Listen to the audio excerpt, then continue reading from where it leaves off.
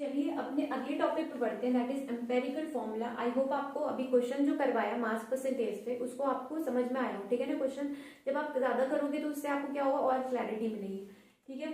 तो चलिए empirical formula क्या होता है, तो सिंपलेस्ट मोलर रेशियो, ठीक है, simplest molar ratio of different atom present in a molecule. आप जानते हैं मॉलिक्यूल कैसे बनता है, डिफरेंट एटम कंबाइन करते हैं टू फॉर्म अ मॉलिक्यूल। तो वो मॉलिक्यूल में जो एटम होगा उनका मोलर रेशियो, सबसे मिनिमम मोलर रेशियो याद रखिए, तो simplest minimum molar ratio of different atom present in a molecule, ये आपका क्या बताता है, एम्पेरिकल फॉर्मूला। तो जब आपसे पूछे तो आप ये डेफिनेशन लिख सकते हो, ठीक है।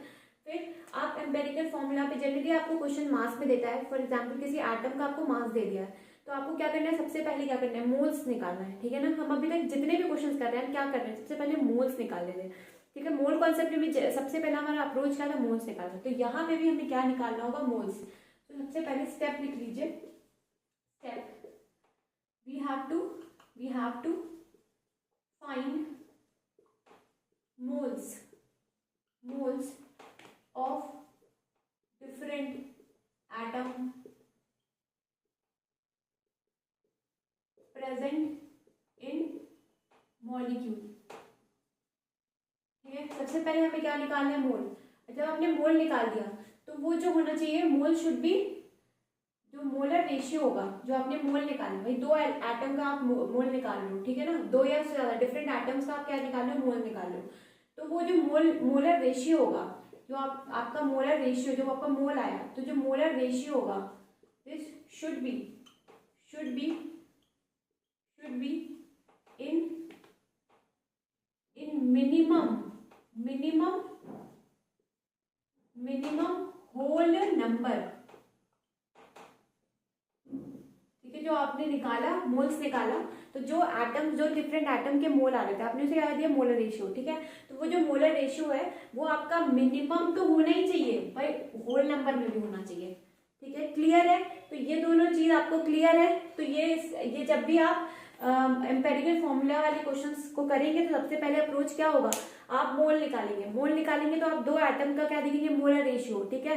फॉर एग्जाम्पल 3:1, 4:2, ठीक है, ये ठीक है। तो वो देखेंगे कि वो जो आया आपका मोलर रेशियो, वो क्या होना चाहिए, वो होल नंबर में होना चाहिए और मिनिमम होना चाहिए। तो ये दो बात आपको याद होनी चाहिए, ठीक है। चलिए क्वेश्चंस करते हैं, ठीक है। एग्जाम्पल देख लेते हैं, देखिए एग्जाम्पल देख लेते हैं। फॉर एग्जाम्पल हमारे पास दिया है 2 ग्राम्स हाइड्रोजन एटम, ठीक है, एंड 16 ग्राम्स ऑक्सीजन एटम, ठीक है, प्रेजेंट इन एन मॉलिक्यूल। तो आइडेंटिफाई द मॉलिक्यूल, कौन सा मॉलिक्यूल है ये, ठीक है, ये बताइए, ठीक है। चलिए, तो आपको क्या निकालना है, पहला अप्रोच मोल होना चाहिए, हमें मोल फाइंड करना है। तो मोल ऑफ हाइड्रोजन एटम कितना दिया है, 2, और एक हाइड्रोजन एटम का मास दो नहीं होता, एक होता है भाई। यहाँ पे हाइड्रोजन एटम है, please note it down. Hydrogen atom क्या होगा, उसका एक होता है, उसका मॉलिक्यूलर वेट, ठीक है, 2 नहीं होता।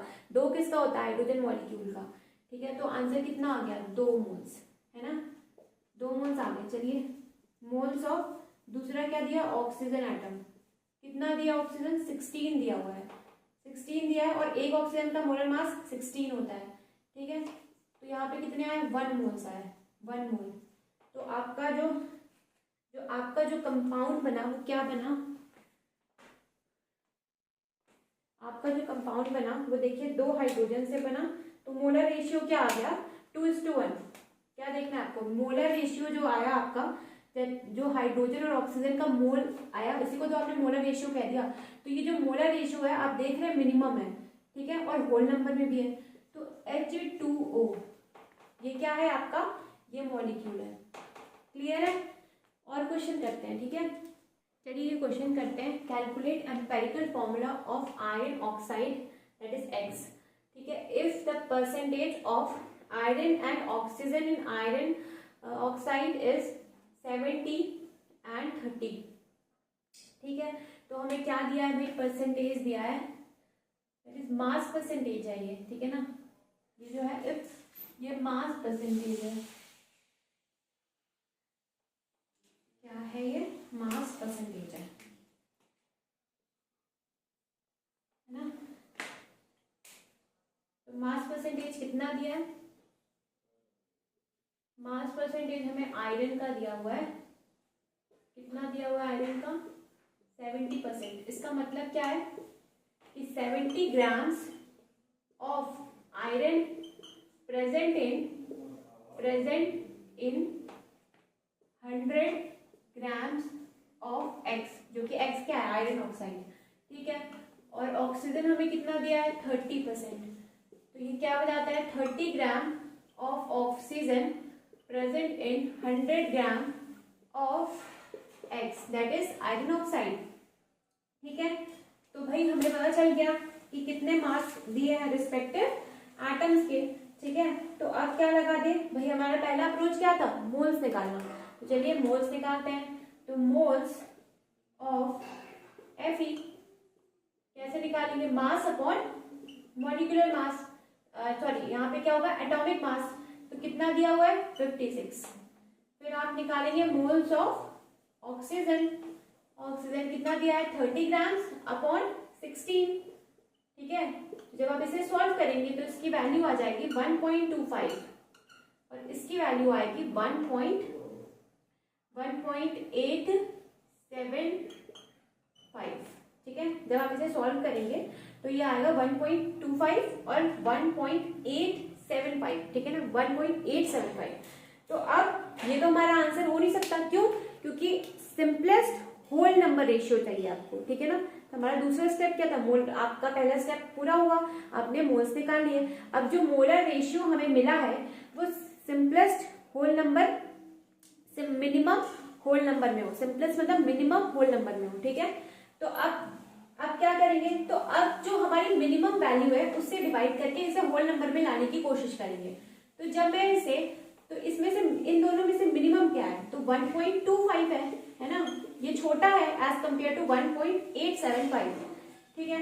तो ये क्या हो जाएगा, यहाँ पे भी 1.25 से हम दोनों साइड में डिवाइड करेंगे, ठीक है। जब दोनों साइड में डिवाइड करेंगे तो यहाँ तो आ जाएगा 1, यहाँ पे आएगा 1.5। जब आप इसे डिवाइड करेंगे तो यहाँ पे आएगा 1.5। अब ये भी आपका आंसर नहीं हो सकता, ठीक है। तो जब मैं लगाती हूँ, देखिए Fe क्या आया हमारा 1 और O कितना आया 1.5, तो ये हमारा आंसर नहीं हो सकता, क्योंकि ये किस में आ रहा है, डेसिमल में आ रहा है। हमारा रेशियो हमेशा किस में होना चाहिए, होल नंबर में होना चाहिए, और क्या होना चाहिए, मिनिमम होना चाहिए, ठीक है। तो यहाँ पे इसका मतलब ये हमारा आंसर तो नहीं है। तो ये जो होगा, जब इसका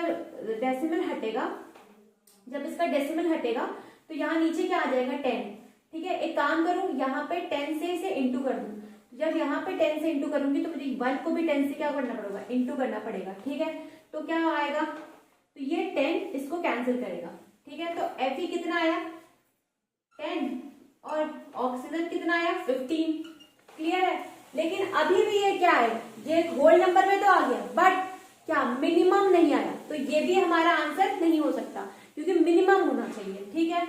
तो मिनिमम लाते हैं, तो इसे हम क्या करें, 5 से डिवाइड करते हैं। तो अगर हम 5 से डिवाइड करेंगे, ठीक है, दोनों साइड, तो क्या आएगा, तो ये आ जाएगा Fe2 और ये 3, तो ये आपका आंसर हो जाएगा। क्लियर है, क्लियर है। आपका अप्रोच क्या होगा, सबसे पहले आपने मोल निकाला, ठीक है, मोल निकाला, भाई मोल आपका आंसर आ ही नहीं सकता, बिकॉज डेसिमल है, आपको होल नंबर में लाना है। होल नंबर में कैसे लाएंगे, सबसे मिनिमम वैल्यू से डिवाइड करेंगे।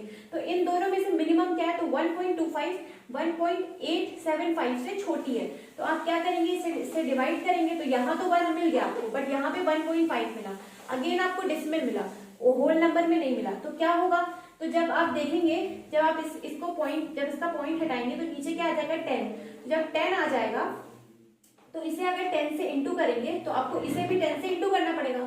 तो आपका आंसर क्या आ जाएगा, 10:15, 10:15। तो 10:15 जब आपका आंसर आएगा तो वो मिनिमम नहीं आया।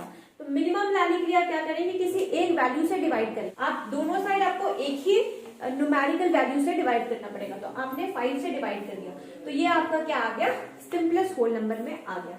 ठीक है, क्लियर है आपको। तो आपको मोल निकालना है, फिर आपको होल नंबर में लाना है, फिर आपको देखना है कि जो रेशियो मुझे मिला वो मेरा मिनिमम मिला कि नहीं, मिनिमम और सिंपलेस्ट मिला कि नहीं मिला। ठीक है, क्लियर है, क्लियर है आपको ये क्वेश्चन। चलिए प्लीज नोट इट डाउन।